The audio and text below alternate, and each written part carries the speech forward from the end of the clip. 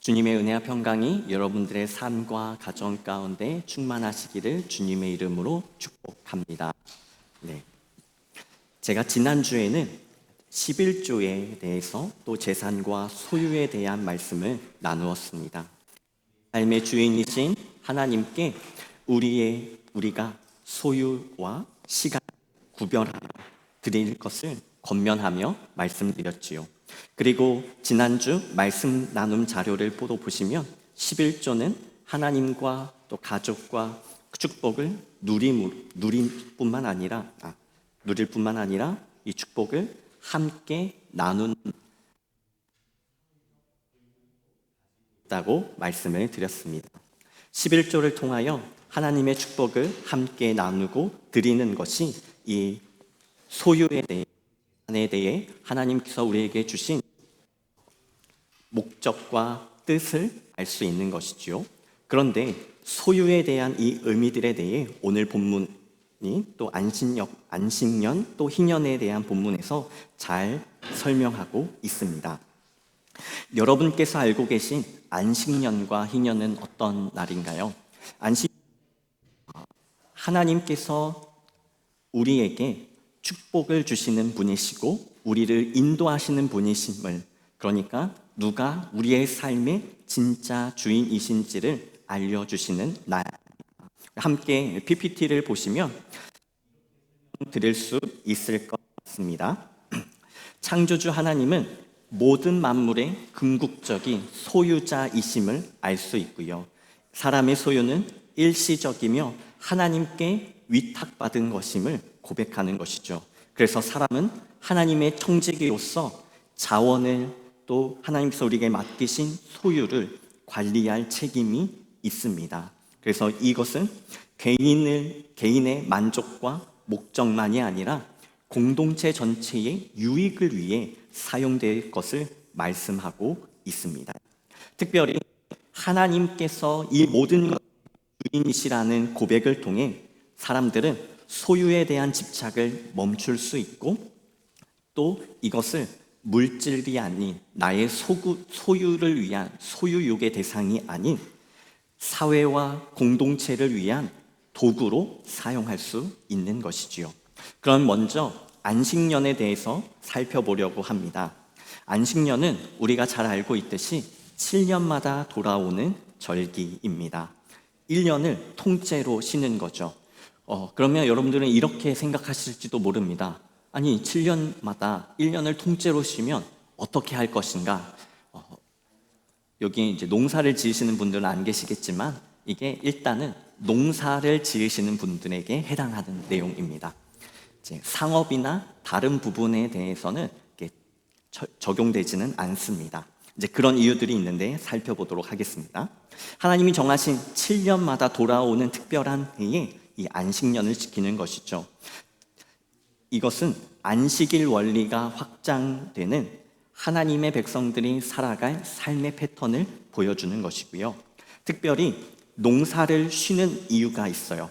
그 이유는 다른 것이 아니라 땅에도 쉼을 주는 겁니다. 우리가 옛날에도 화전민이라고 해가지고 밭을 개간할 때에 불을 태워가지고 태워진 재가 땅 속에 스며들어서 농약이 아니라 비료의 역할을 하게 만들었죠. 네. 비료로 사용할 수 있도록 사용했습니다.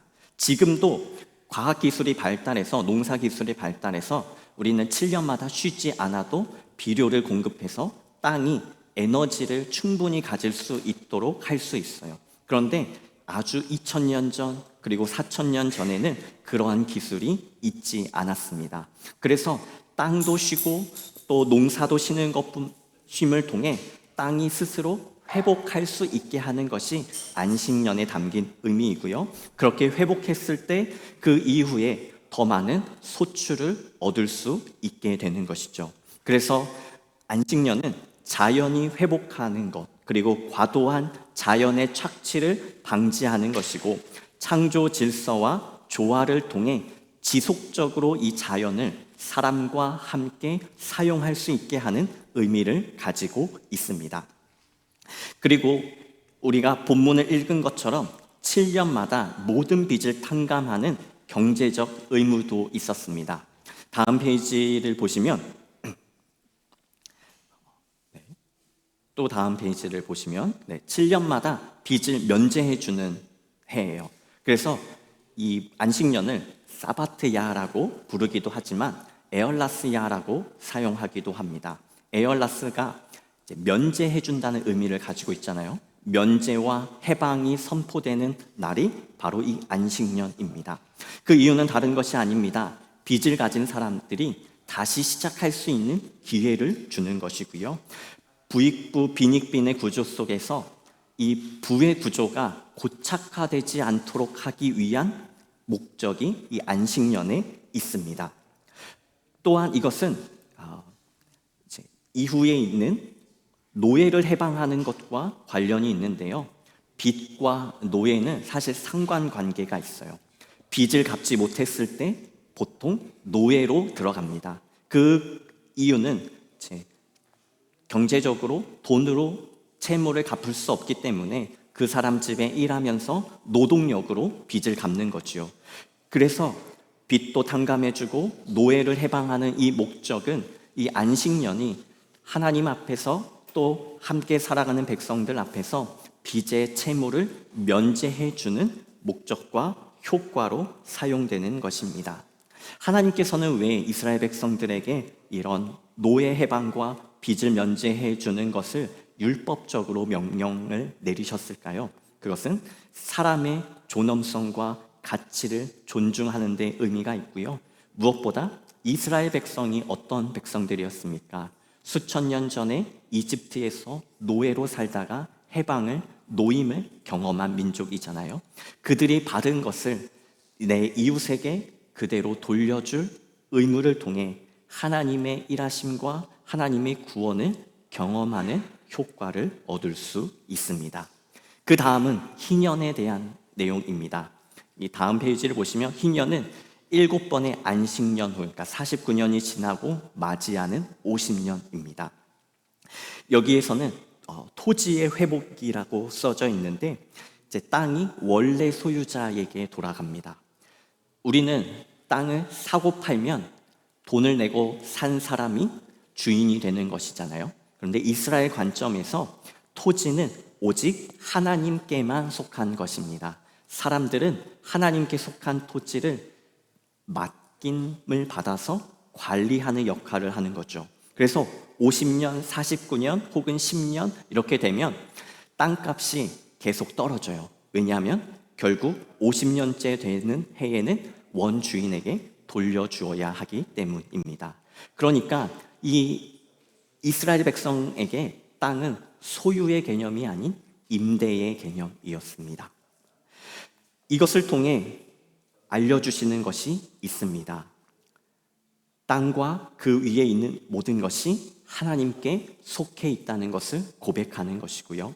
하나님이 창조주이시고 온 세상의 주인이심을 고백하는 것입니다. 그래서 레위기 25장 23절에도 희년에 대해 이렇게 또 그 땅을 관리하는 것에 대해 이렇게 말씀하고 있습니다. 토지를 영원히 팔지 말라. 토지는 다 내 것임이라. 너희는 거류민이요 동거하는 자로서 나와 함께 있느니라.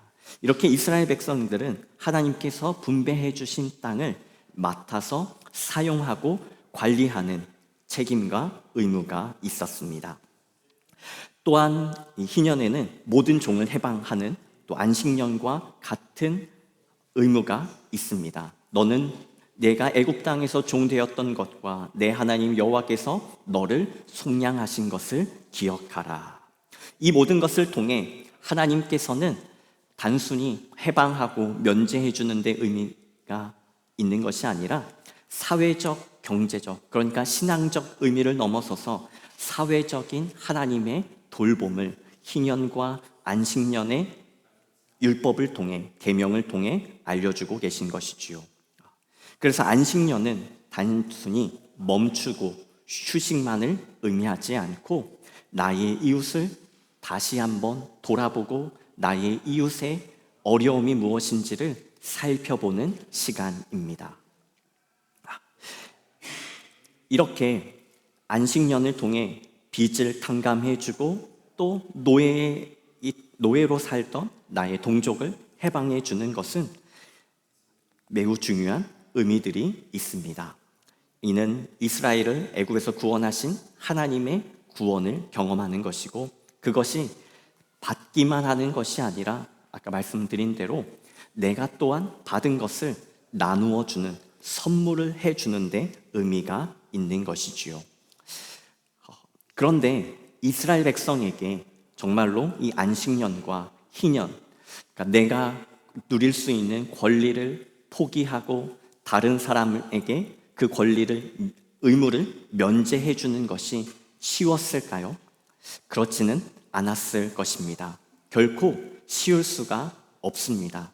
그럼에도 불구하고 보이지 않는 하나님, 그러나 여전히 당신의 방식으로 하나님의 존재를 나타내시는 하나님과 동행하는 것이 이스라엘 백성, 하나님의 백성들이 감당해야 할 의무였습니다. 물론 말씀에 전적으로 순종하는 것이 쉽지 않습니다. 하나님을 예배하는 계명도 완전히 순종하는 것이 쉽지 않은데, 하물며 소유, 돈에 대한 문제는 더욱더 어렵겠지요. 선한 마음으로 결단했는데, 그리고 그렇게 순종했는데 심지어 그 결과를 예단할 수 없다면요. 오늘 본문에서는 하나님께서 빚을 면제해 주라고 하시고 또 노예를 놓아주라고 하시면서 너희 안에 가난한 자가 없을 것이라고 말씀하셨고 분명히 복이 있을 거라고 약속하셨습니다. 그러나 불확실함 가운데 생존의 문제 속에서 어떻게 그 말씀을 확신하면서 순종할 수 있었을까요? 그 힘은 이스라엘 백성들이 이 안식년의 또 희년의 계명을 지킬 수 있었던 힘이 있습니다. 바로 출애굽 구원입니다. 단순히 출애굽 사건이 아니라 구원이라는 것이죠. 우리는 하나님의 구원을 받은 백성입니다. 그런데 하나님의 구원을 받은 백성인지 아닌지를 확인할 수 있는 방법이 있어요. 그것이 정말 단순한데요. 내가 받은 구원을 나도 다른 사람을 위해 사용할 수 있는지의 여부를 보면 알 수 있습니다. 우리는 내가 받은 축복이 클 때 다른 사람들과 나누게 되어 있습니다. 여러분, 좋은 일 있으면 어떻게 되세요? 표정이 아주 시무룩하고 표정에 막 걱정과 근심으로 가득 차세요? 아니면 누가 물어보지 않아도 방긋방긋 웃는 얼굴로 다른 사람을 보고 계십니까? 혹은 여러분 중에 중요한 시험이나 또 중요한 비자 퇴원민 같은 중요한 일정이 있는 분들이 계세요. 그러면 얼굴에 쓰여 있습니다. 저 지금 심각해요. 저 지금 중요를 앞두고 있습니다. 고민이 많아요. 그러니까 사실 우리는 감정이라고 말하지만 감정은 우리의 말과 행동으로 드러나게 되어 있습니다. 내가 진짜 구원을 받았고 내가 진짜 큰 은혜를 받았다면 그것은 내 감정으로 머무는 것이 아니라 나의 행동으로 드러나게 되어 있는 것이고, 하나님께서는 지금 안식년과 희년의 계명을 통해 너희는 구원받은 백성이니 구원을 살아내라라고 명령하고 계신 것입니다. 이것은 단순히 하나님에 대한 경배와 예배의 문제가 아닙니다. 하나님의 백성으로 하나님의 말씀에 순종하는 것이고, 정말로 하나님을 전적으로 100% 의지하고 있는지를 요구하시는 하나님의 시험이기도 합니다. 그럼 제가 한번 왜 하나님께서는 안식년을 주셨고 이스라엘 백성들이 어떻게 안식년을 지킬 수 있었는지를 설명해 보려고 합니다. 그것은 바로 아주 간단합니다. 이스라엘 백성들이 이제 출애굽을 하고 어디에서 살았죠? 광야에서 살았습니다. 광야에서 몇 년을 살았냐면요, 40년을 살았어요. 거기는 먹을 것도 없고요, 농사를 지을 수 있는 땅도 아닙니다. 그러면 이스라엘 백성들은 이 광야에서 무엇을 먹었을까요? 우리가 잘 알고 있듯이 만나와 메추라기입니다. 이스라엘 백성들은 40년 동안 이 만나와 메추라기를 먹었어요. 그런데 이 만나의 특징이 있는데요, 하루가 지나면 상해서 버려야 한다는 것입니다. 아무리 그날 아침에 매일 아침마다 만나가 열리는데 이것을 내가 거두어 모아서 내 창고에 두면 그날 저녁까지만 먹을 수 있습니다. 저녁이 지나면 상해서 먹을 수가 없는 거예요. 그런데 특이한 점은요, 안식일 전날에는 다음날 것까지 모아도 상하지 않는다는 사실입니다.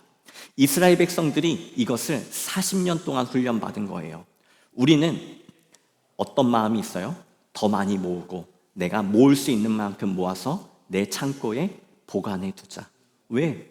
혹시 무슨 일이 생길지 모르니 만약을 대비해서 보관해 두는 것은 굉장히 지혜로운 결정일 수 있습니다. 그런데 하나님께서는 그것을 철저하게 거절하셨고 거부하셨습니다. 그리고 이스라엘 백성들에게 원칙과 원리를 알려주셨죠. 그들이 만나를 얻는 것은 그들의 수고로 모으는 것이 아니라 하나님의 은혜로 모으는 것이라는 사실을요. 그래서 하루에 필요한 만큼 모으고 안식일 전날에는 안식일까지 필요한 것을 모으는 것, 그것이 이스라엘 백성들에게는 아주 잘 훈련된 내용입니다.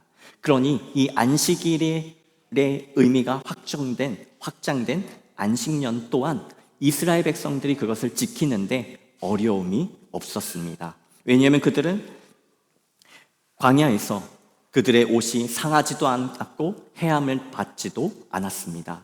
그리고 굶지도 않았습니다. 고기가 필요할 때는 메추라기로 먹여주시는 하나님의 인도하심을 경험했습니다. 그러니까 전적인 신뢰와 또 전적인 하나님의 인도하심을 경험한 이스라엘의 신앙에서는 안식년도 그렇게 어려운 것이 아니었지요.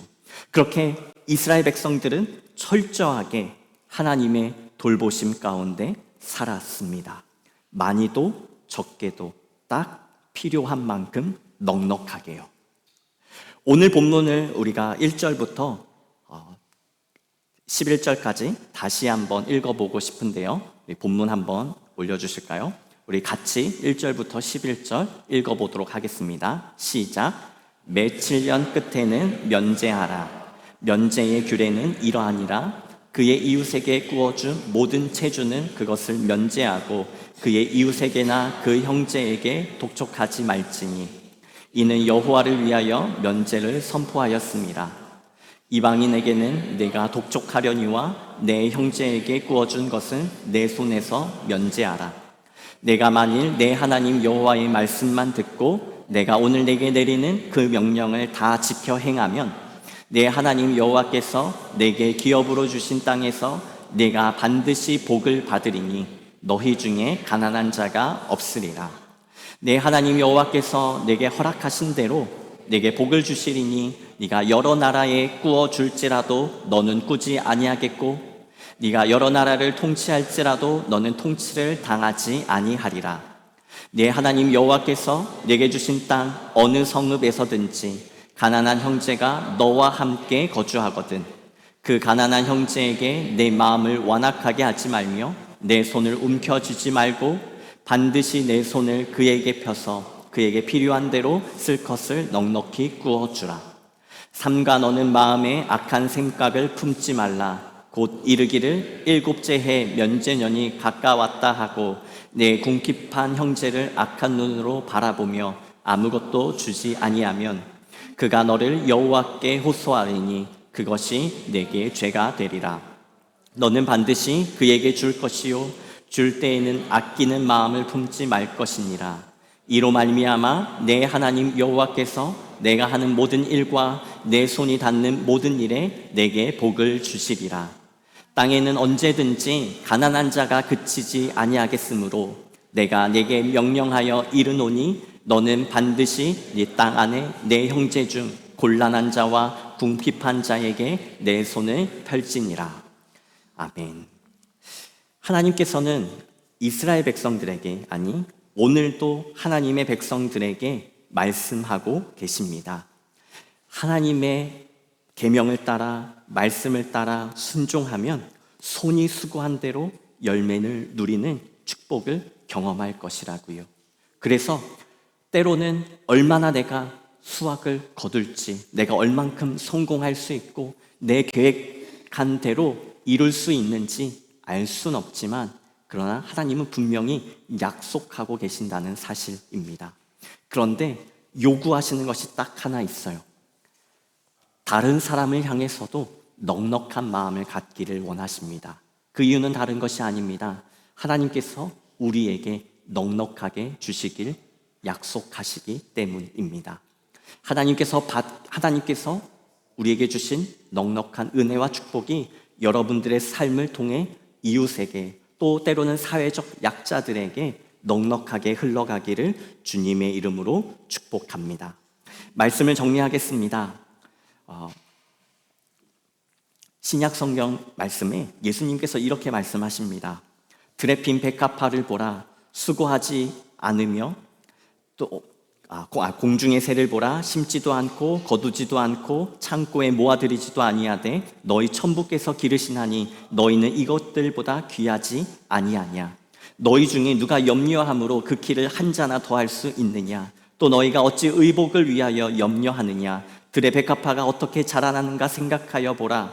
수고도 아니하고 길쌈도 아니하느니라. 그러나 내가 너희에게 말하노니 솔로몬의 모든 영광으로도 입은 것이 이 꽃 하나만 갖지 못하였느니라. 오늘 있다가 내일 아궁이에 던져지는 들풀도 하나님께서 이렇게 입히시거든 하물며 너희일까 보냐. 그러므로 염려하여 이르기를 무엇을 먹을까, 무엇을 마실까, 무엇을 입을까 염려하지 말라. 이는 다 이방인들이 구하는 것이니라. 너희 하늘 아버지께서 이 모든 것이 너희에게 있어야 할 줄을 아시느니라. 너희는 먼저 그의 나라와 그의 의를 구하라. 그리하면 이 모든 것을 너희에게 더하시리라. 그러므로 내일 일을 위하여 염려하지 말라. 내일 일은 내일이 염려할 것이요 한날 괴로움은 그날의 족하니라. 아멘. 여러분들께서는 이렇게 하나님께서 들풀도 입히시는 것처럼 여러분들의 삶을 인도해 가심을, 보호하고 계심을, 지켜주심을 경험하고 계십니까? 그리고 그 삶 가운데 하나님의 구원을 경험하고 계십니까? 하나님께서 우리에게 요구하시는 것 단 한 가지가 있다면 하나님을 나의 구원자로 고백하는 것입니다. 이 구원은 나의 신앙뿐만 아니라 나의 삶 전체를 하나님이 책임져 주신다는 경험에서 비롯되는 것이고요. 그 고백 가운데, 그 고백이 여러분들의 삶에 넉넉하시기를 소원하고, 그 고백을 통해 하나님을 나의 주로 온전히 고백하며 말씀에 따라 순종하는, 또 열매 맺는 삶을 살아가시기를 주님의 이름으로 축복합니다. 우리 함께 찬양하며 기도하고 싶은데요, 우리 함께 고백한 두려워 말라라는 찬양이 있습니다. 이 찬양의 뒤에 부분을 보면 이렇게 기록하고 있어요. 나는 너의 하나님이라. 하늘을 지은 창조주라. 땅의 소산을 베푸는 자 나는 여호와니라. 나의 의로 부름 받은 자, 나의 찬송을 부르는 자 너는 두려워 말라. 나의 소유를 누군가를 위해 일부를 포기하는 것 두려운 일입니다. 사실 이 곡은 이사야 41장 바벨론 포로 가운데 있는 백성들을 향해 선지자가 선포한 말씀인데요, 사실 우리에게 더 두려운 것이 있습니다. 내일 내가 살 집이 있는지, 혹은 내가 가지고 있는 돈이 떨어지지는 않을지, 이런 두려움을 가지고 살아갑니다. 그런데 하나님께서 그 두려움 가운데 요구하시는 것이 있어요. 하나님이 누구인지를 고백하는 것, 누구인지를 고백하며 주와 함께 동행하는 것, 그것이 하나님께서 우리에게 요구하시는 믿음이며 고백입니다. 그 고백을 따라 살아갈 때 하나님께서 필요한 만큼 넉넉하게 우리 손이 수고한 대로 채워주십니다. 그 은혜와 축복이 여러분들의 삶의 사업장과 직장과 가정에 충만하시기를 주님의 이름으로 축복합니다. 우리 함께 이 찬양 고백하며 기도하기 원합니다.